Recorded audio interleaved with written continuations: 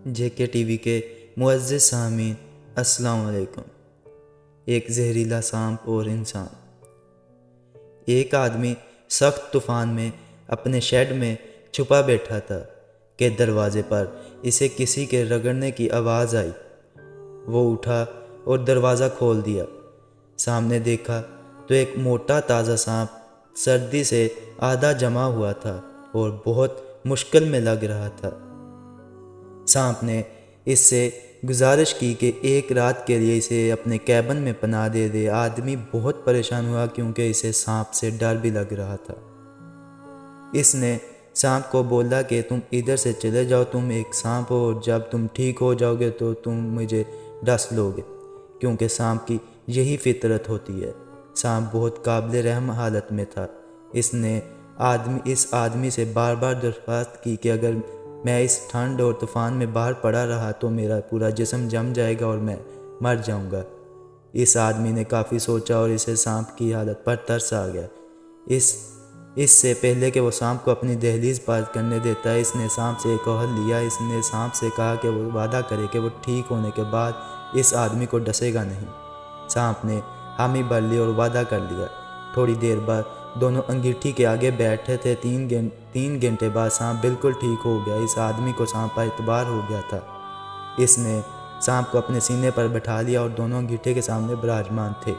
یکدم سانپ کو جانے کیا سوجی، اس نے اس آدمی کو اس کی گردن پر ڈس لیا اور آدمی ہکا بکا رہ گیا۔ اس کی موت بالکل یقینی تھی۔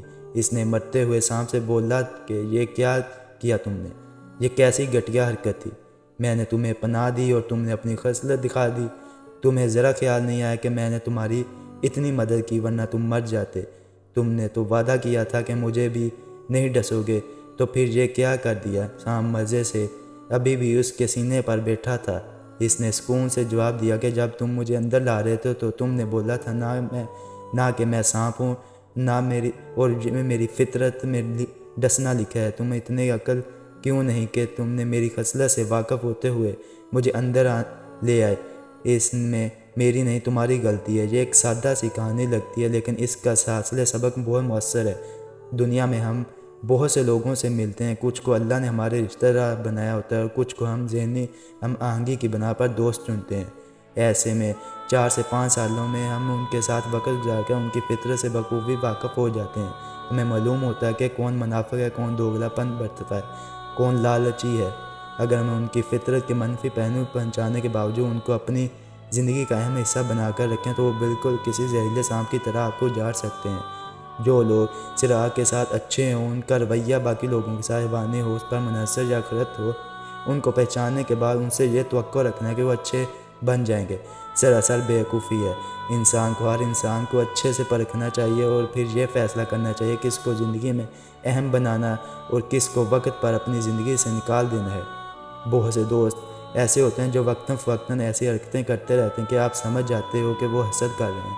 انسان صرف تنہائی کے ڈر سے اگر بار بار اس بل کا رخ کرے گا تو ایسے گاؤں لے کر لوٹے گا جو زندگی بھر نہیں سکتے۔